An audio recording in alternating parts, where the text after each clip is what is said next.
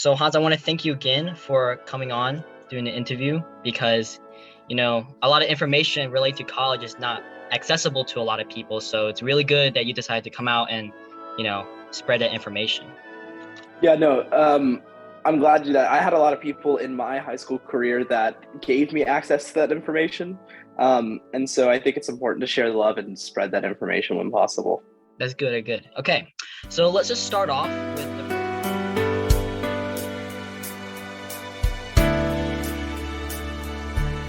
section relating to colleges. So what major do you plan to go into once you go to Harvard? Study economics with a focus on applied mathematics within economics. And I'm also considering stuff like government and international relations. But economics is my primary goal right now. But Harvard's very forgiving for people who want to change their majors. They let you change your major even senior year. So you have a lot of freedom when it comes to your major at Harvard. Mm-hmm. So assuming that you probably applied to a lot of other schools, was there a reason why you chose Harvard universities over those other schools? So I got into Harvard early action, restrictive early action. So although I planned to apply to 24 different colleges, I applied to Harvard early. Because it's restrictive early action, you can only apply to one private university early. Mm-hmm. So that was my top college, and that's where I applied to, and I got in. So I didn't apply anywhere else since I got into my top college, and they gave me good financial aid. But I was going to apply to the rest of the Ivy, Stanford, some other great schools, and then I had a couple of safeties as well. But the reason that Harvard was my number one pick is primarily for two reasons. One, because of the prestige, right? Harvard's the most well-known university in the world. Yeah. In the US, everybody knows Yale, everybody knows Stanford, but Harvard's one of the few universities that pretty much anywhere in the world, people recognize that name. And because of its prestige, which leads me to my second reason, is the people, right? So because of its prestige, it attracts some of the strongest professors and students who are doing some great things in literally every single field. And so being able to network and communicate with these people, I thought was a really valuable asset that I wanted in college, especially since, I come from South Mississippi, just like you. So I didn't really have the chance to develop those networks in South Mississippi. So that's something I valued a lot when going to a university. And then, of course, I just love the area and I love Cambridge, but my number one focus was prestige and the people. I'm glad that you brought this stuff up because for the viewers who are going to watch this video in the future, how do you pick a college that you want to go to in the future? So it's a little bit difficult, but I think it's really important to establish what do you want from a college, right? Do you want a really good education? Do you want a really good career following it? Do you want to have a good time, right? Because these are all factors that go into it. Because if I want the best education, then I need to look at the best colleges in my major, right? And that's not always the Ivy League. No, the Ivy League does have an amazing education in pretty much all fields, but every once in a while you'll find like a public university or a small private university somewhere else has a really good program in a specific major. But that really wasn't my focus because I don't really value the education I get from a college as much as I do the networking and the people and the experience. Now, of course, an education is really important, but with an Ivy League like Harvard, you're going to get a really good education just about anything you do. But I'd say that finding out what your goals are is really important, right? Like, why are you going to college? And a lot of people can't answer that question when you first ask them. And so that's something that people really need to reflect on, because if you can't answer that question, maybe you don't need to go to college. And that's something that a lot of people think is a scary thing to say, but it's actually applicable to a lot of people. So was there any other schools, even though you got into Harvard early action, was there any other schools that you did apply to? I did apply to UC Berkeley and UCLA because their application due date was in November. So before the applications for the rest, and because they're public universities, you can't apply to them with a private university. But no, I got rejected from both UC Berkeley and UCLA. Gotcha. All right, so now let's move on to the next section where we talk about the application itself. So what do you think, in your opinion, made you stand out in your college application that made the Harvard committee accept you? I think there was two things that I think I was really excited about in my college application. First, I was really excited about my personal statement, which, as you know, Kallen, was about getting covered in trash juice at a Sonic. I tell this really weird story about how during the time I worked at Sonic, I got covered in trash juice when taking out the trash. And I think that it was really funny, and I think it showed off my personality, right? Like, I think that if you know me really well and you read that essay, you'll hear my voice saying that essay, which I think is something that's really important. And I'll talk about that later. But the second thing that I think stood out was Harvard and most other universities have a specific question on the application that asks if you've received any disciplinary referrals that result in suspension or serious disciplinary action. It's something along those lines. And I have received that in high school. And I received it because I participated in a student-led protest to support the Black Lives Matter movement in response to a student at our school shouting white power during a senior celebration. So that gave me an extra 250 words to tell this really exciting story of a time that myself and my friends and our school and community got together and fought for a movement that I find really important. And I think that essay contrasts from the essays that they're reading in that section, right? Because most kids are saying stuff like, oh, I shouldn't have skipped school, or I shouldn't have done this X or Y terrible thing, right? And then mine's in the pile for doing like a really powerful student protest. And I think that kind of has a wow factor when you're reading it as an admissions officer. That's good. Yeah, so trying to get accepted, like there's many reasons how you could get accepted, but what do you think is like the number one, like really good tip for any students who want to apply to these like top colleges? So unless you're like the best student in mathematics and you've won the International Math Olympiad, or you're the best debater and you've won 4 national championships, you're not going to get in because you're extremely exceptional at one thing. So I would focus on doing things that you're really passionate about and doing them to the best of your ability. So for me, that was debate. I loved debate. I had a lot of fun with it, so I did it to the best of my ability. But by no means am I the best debater in the country, right? If Harvard wanted the best debater, they would have picked a list of people before me, right? Because there are quite literally tens, if not hundreds of kids that are objectively better at debate than me, just in terms of their accolades. So what you focus on, if you're not the absolute best in the world at something, is telling a compelling narrative and being a really fun personality. That's what I was just talking about with my BLT essay, or the Sonic Trash Juice essay, is that you have to be very compelling and show off your personality, right?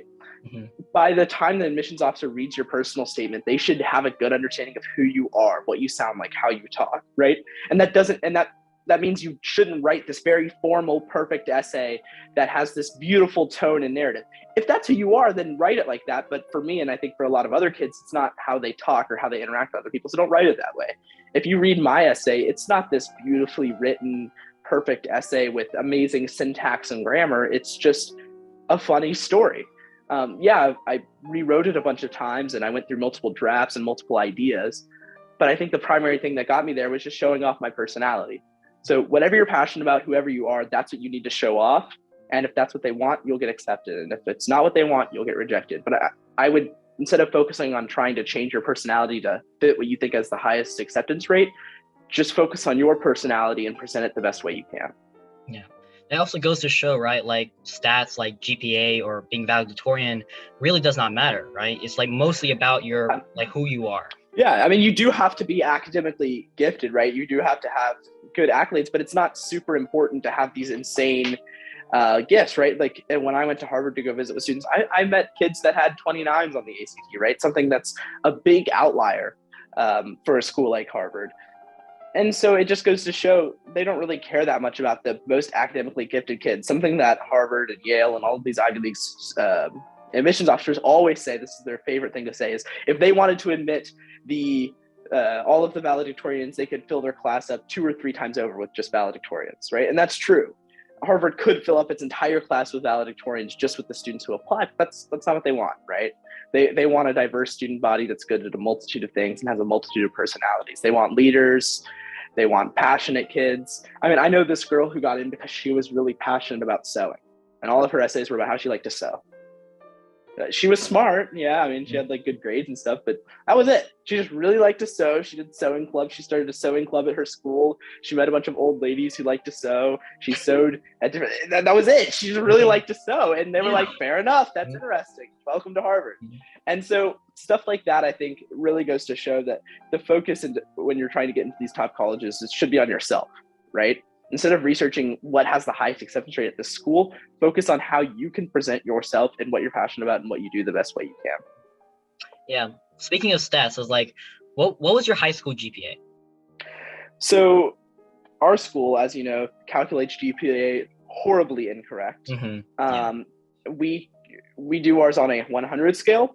So I got a 101.3, if memory serves correctly, something along those lines. So over 100 GPA, and that's weighted, right? Obviously. So that's after APs are counted in, that's after honors are counted in. But I think it's really hard to compare GPAs across high schools because most colleges like Harvard, like Columbia, like Yale, they all recalculate your GPA, right? So you'll tell them, oh, I got a 101. And they're like, okay, we don't really care. We're going to calculate your GPA for you, right? Because there's some private universities or private schools, especially at the high school level, that inflate GPAs a lot. So they don't want to use that inflated GPA and give an unfair advantage to private school students. So they'll recalculate it for the most part. But I think a good equivalency was I got over a 95 in pretty much all of my classes in high school. So with your average of a 101, what was your class rank? I was ranked 4 out of 400. Yeah. So that once again shows that you don't need to be number 1 in GPA to get into a top college like Harvard. Oh, absolutely not. So then what was your lowest grade on your report card? So my lowest grade was, and this makes me really angry, was health. I got a 96 in health. And what made me so mad about it is this is when the COVID pandemic started. So she switched our class to this online format on Edgenuity. So I do the entire class and get a 96 in it, right? And I'm like, oh, that sucks. But whatever, right? But I find out that because of our district's COVID policy, if you just didn't do the course, you would default get 100. So everyone else who didn't do the course got 100 in the course. But because I did the course, I get a 96. But, it is whatever. It is what it is, And that's when we lose some.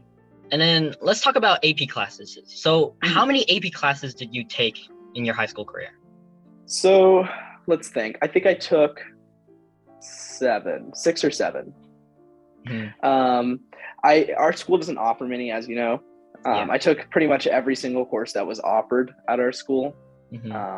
I actually think I took every single one that was offered, and I took one online one after speaking to the counselors. I convinced them to allow me to take an online AP course, which I ended up doing. That was AP psychology.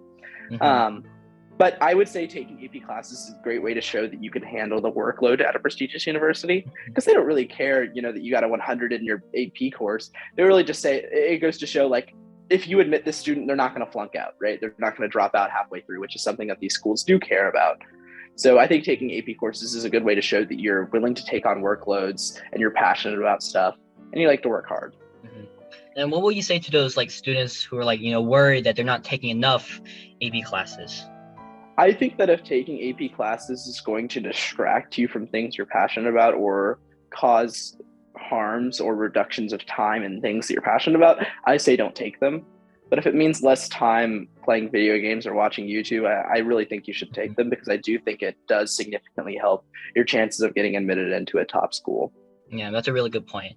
So then now let's move on to standardized testing. So we know the future of standardized testing in the future is going to be very different, right? Yeah. Many colleges went to go test optional. Some just don't even take them anymore. But what was your ACT or SAT score that you submitted to Harvard? I had a 35 composite and a super score 36, but as you know, Harvard doesn't take super scores. So what they saw was just the one ACT score I got that was a 35. So how many times did you take the ACT to get that 35? I took the test a lot of times, but not really by choice. So I believe I got the 35 in the summer following my freshman year. But I took it, I think, maybe 2 or 3 times after, because our school does the state test and they do a statewide ACT test. And then I think after I got my 35, I had a 34, and then I got another 35 or something along those lines, or maybe it was 35, 35, 34. It doesn't really matter, right? Yeah. Point is, I took it maybe 4 times, 3 times before I got a 35, but I just grinded it out freshman year, got it out of the way, and I didn't have to think about standardized testing outside of the PSAT for the rest of high school. Speaking of your freshman year, during your freshman year, how did you study for the ACT? So the number one thing I recommend is this site called Crack ACT, right? And I tell a lot of my friends about this and a lot of underclassmen about it. So it's a website that compiles old pirated ACT MCQs, right? And it compiles them all in one place. And if I'm not mistaken, I believe they do the SAT as well, if that's your thing. But it breaks them down into small portions that are adjusted for the time, right? So for example, you're supposed to do 1 minute a question for math. So it's 15 questions, 15 minutes, right? So it breaks it down proportionally and it tells you how long you should be doing them. And what I used to do is I would take mini ACTs every single morning, right? So that's like an hour, hour and a half roughly, which is a lot shorter than the full 3 hours. But you learn how to pace yourself because the pacing is the same. You get a wide variety of problems. And I think it's just the best way to learn the ACT is by practicing. But the number one thing, and something that shocks me that people do, is they don't go over the answers they miss. They just take a bunch of ACTs, but don't look at the questions they miss. The number one thing is to go look at the questions you're missing and why you're missing them and find patterns. Something that I learned from Miss Clark, one of my favorite teacher actually, that I've ever had, is to create a misconceptions sheet, right? So to take all of the questions that you miss, right, or ones that you guessed on too. If you guessed on it and just got it right, you basically missed it, if we're being honest. So put it on there, right? Mm-hmm. Why did you get it wrong, right? So for math, that might be, oh, I didn't know how to calculate the formula of a cone. Or in English, that might be, oh, I don't understand this grammar rule, right? Write all of that down, and what you'll see is there's patterns of things you don't know or are not good at. Then you can go watch a bunch of Khan Academy videos or do a bunch of practice problems there. And then that area shrinks. And then eventually it goes away as you learn that skill, right? So this kind of approach of finding things that you're bad at and then working on those things in particular is the best way. So I would recommend taking 1 or 2 ACTs or SATs, finding those patterns, focusing on improving those, and then retaking the full test, right? Because just taking full length tests over and over again is really not going to get you there, and it's going to waste all of your weekends. Yeah, so that goes to show, right? The key is not to just do a bunch of problems, is to learn from those problems. Right? Yeah, you have to be very strategic in your approach, right? You can't just brute force it and just pound your head into an ACT book until you learn it. You have to think about why you're doing poorly, why you're doing well, and notice those patterns and work on them. So even though you did these small tests, how many practice tests, full on ACT, did you do when you were practicing? I would say maybe 4 or 5 total before. I took some in 8th grade with my friends. We had a little squad that would get together and work on ACTs. But 9th grade year, maybe took 2 or 3 before. And then I took maybe 1 or 2 real ones before I got my 35. That's good. So even though you take the ACT and there's some students who consider taking the SAT, in your opinion, which standardized test is easier, the ACT or the SAT?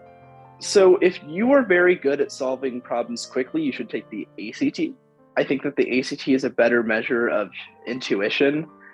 And I think it's hard to say this, but I think it's a better measure of intelligence because I think that it relies a lot more on logic, right? Mm-hmm. And less on your base knowledge.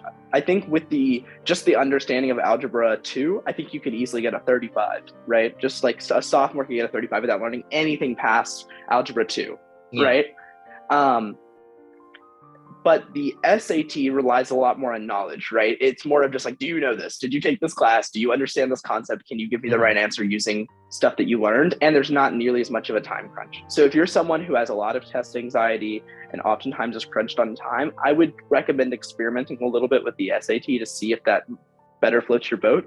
But it's going to be more difficult in the sense that it has and requires more knowledge, right? You have to know more math. You have to know more English. Right? Whereas the ACT, you can get away with knowing less math and less English, but it's going to require a lot more on your logic and intuition to get a really high score, right? You can obviously study past that, right? If you just learn all of the types of problems that they ask, you can get around that without actually having the logic or intuition. And a lot of students do that.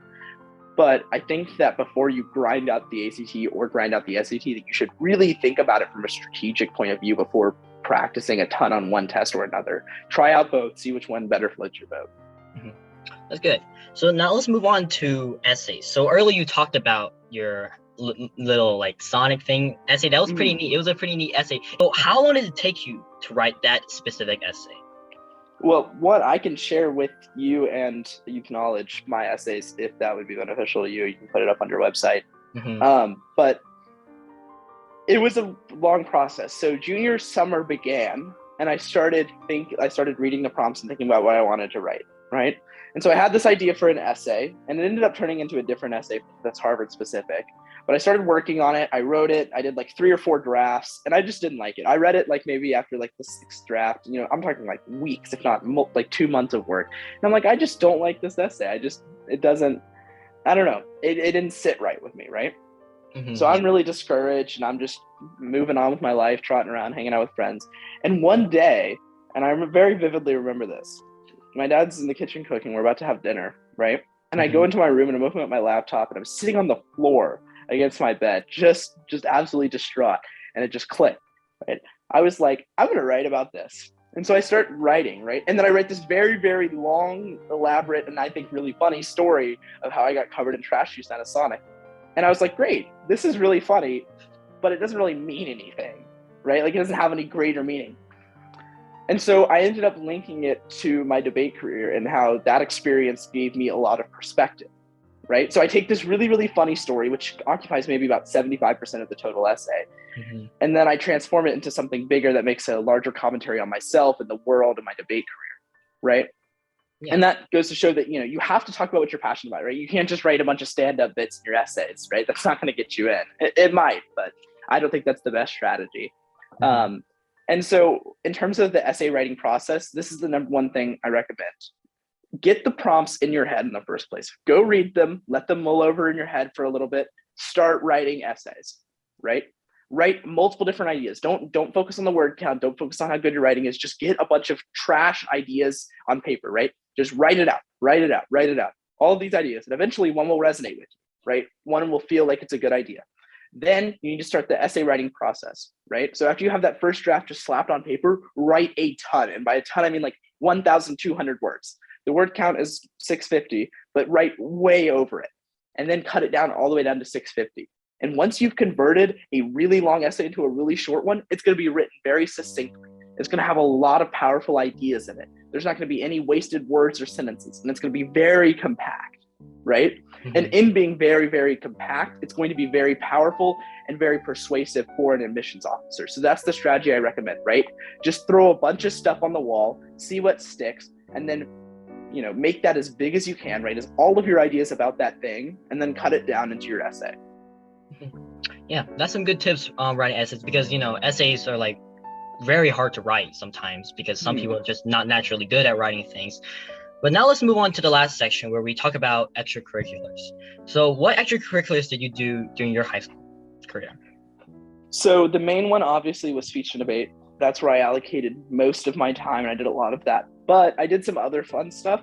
So for example, I did FLCA in my first 2 years of high school. That was a group that got together to appreciate foreign cultures, and we would bring in guest speakers and talk to them and ask questions. And sometimes they would bring in food and stuff. Just a very chill club, very low time commitment. Once a week we meet, but I had fun with it, right? And so I put it on there. One of my friends founded a book club, and I was a founding member, meaning I just joined the club when it was founded. And we got with a teacher, and about once a month we would just get together and talk about a book that we read. Very low time commitment there, right? You just have to read a book in a month or so, and we would just meet up and talk, and we were just hanging out as friends with this teacher. We had a lot of fun. We would just discuss books, and it would get bigger into more philosophical ideas. I also put Sonic down as a extracurricular, right? Because I worked for an extended period of time. I talked about the Student Lives movement, right? That was the group that organized the Black Lives Matter protest. Yeah. But I really only had one extracurricular that took up a majority of my time, right? There was a couple other small things that I liked a lot, so I put them on my application because I thought they were important. Yeah. But I really only focused on one thing, right? And this is advice that I think transfers to a lot of kids. If you're doing the beta club, the key club, the archery club, all of these clubs that you don't really care about, right? But you're like, oh, I'm going to be the kid that has 75 extracurriculars. They don't care. They don't even care a little bit. And there's someone in California who has 150 extracurriculars who's going to beat you on that front anyways, right? You're never going to outwin I did every extracurricular and was president of every club in my high school. They really don't care that much. I would find 1, 2, 3 clubs that you really like, you're really passionate about, you're really good at, and just do the best you can at them. Take as many leadership positions as possible as you can in those clubs, and focus on those for your essays and for your application as a whole. Yeah, it's like you want to look for those, like the spike, right, in those extracurriculars. Yeah. Yeah, quality over quantity. It is a good point to point out because there's so many students I see like all over the world, or not the world, just the United States, who always want to do so many extracurriculars. They do like 30 to 40, and then they don't get in, and then they're just bummed out. But really, what colleges want to look for is just this specific spike in that extracurriculars. And I'm assuming that spike was in speech and debate, right? Yeah, that was mine. Yeah. So was there any like trouble, like you experienced in speech and debate? Trouble, how do you mean? Is What like type of trouble? is like, have you ever felt distraught, or have you ever felt demotivated to do Yes. speech and debate and continue it? So my freshman year, I did really well in novice debate, right? They have like the novice debate category, as you know, where only first years can compete in it. And so I did that, and I was doing really well. I think I won like 3 tournaments, right, in the novice category. And so my coach decides to take me to Emory, which is a large national tournament at Emory in Atlanta, Georgia, right? So we drive to Emory and we go. And I do the preliminary rounds and I break to quarterfinals, right? This is a big deal because as a freshman, you really don't break at national tournaments, right? Some of the seniors that were there didn't break to quarterfinals. And so I'm all hyped up. I'm like big macho man Hans, who's amazing at speech and debate. He's killer, right? And I go to this quarterfinal round, right? I pour my heart out. I think it's like the best speech I've ever given in my life, right? I don't break. And I'm like, it's fine. I'm happy with my quarterfinals. The tournament's over and I get the results back from the tournament, and I got a 7 from all 3 judges in the quarterfinal rounds. And for non-speech and debate people, that means that there's 7 people in the panel, 7 competitors, and all 3 judges agreed that I was the worst out of all of the competitors. All 3 judges agreed on that. And that really shattered my ego. And, going into national tournaments in the future, I started to question. I was like, is there any way with the resources that I have that I could compete with these kids who go to giant private and public universities in New York and California and Florida? Is there a way I can compete with them? I simply just don't have the resources they do. And the more I researched into it, the more I realized how much of a gap there was in access to resources. And I started to question, if it was even worth me trying, if it was just an impossible goal. And eventually I got over that slump. I found congressional debate, which is my favorite event, and I think I'm really good at it. And I worked as hard as I could there. And I ended up getting 7th in the nation my junior year and semifinaling at an SDA, the largest tournament. And so that was on my college application. Additionally, I also won like 3 state championships my junior year. Maybe it was 4, I don't remember. But that was on my application as well. Like that was in the application cycle.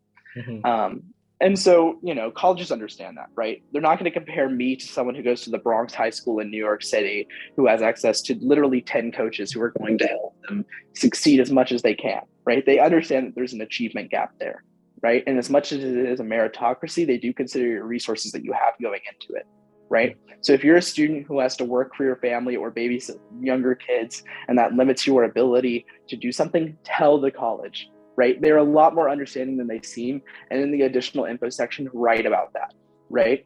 They're not going to compare you to some kid who comes from great affluence, who goes to an amazing school and has access to a lot more resources than you, right? So, and this goes back to what I said earlier in the interview, right? I'm not the best debater in the world. I'm probably not even in the top 15 in terms of achievements, right? But Harvard picked me over some of those students because of, I think, a compelling personal narrative, because of what I made with what I had, right? So really keep that in perspective and try not to get discouraged whenever you don't have the success of someone who's a millionaire. Yeah, that's some really good advice. But now let's move on to some fun stuff, because I think we went over like a lot of good stuff. I think it was very productive. So describe your high school experience in one word. Let me think. I would say social. And the reason why, and the reason I think that's so important, is a lot of kids who want to get admitted into these top schools, right? They care so much about their academics and stuff, but I just had fun, right? I did what I had fun. I hung out with friends. I went to parties. I didn't study all night. I worked a stupid job for fun, right? I just was very social throughout all of high school. And yeah, that took away from time I could have spent studying. And maybe I could have been the valedictorian if I studied more, or I could have gotten that extra debate trophy if I had written that case instead of hanging out with friends. But I was just as social as possible. And I met as many people as I could in different areas, and I had a lot of fun. And I think that showed on my application. So I was very social throughout high school. That's good. That's good. If since the Zoom meeting is about to end pretty soon, I will just give one more question. If I gave you the moment, since you're going to college now, if I gave you the moment to relive one moment in high school, what would it be? Just one moment. I think it would be the walkout. I really do. I think it would be the walkout in which we protested for Black Lives Matter. Not only was that a really powerful moment, but that was the first time I really spoke my voice in a meaningful way that had actual implications on the world. And I loved that moment. I had a lot of fun. It was great. All right, Hans. That's all the questions I have for you today. I really want to thank you again for coming on, helping out. Thank you. I appreciate it. You're Yeah, providing an amazing resource for thousands of students, and I think that what you're doing is great. And on behalf of all the people that consume your content, thank you.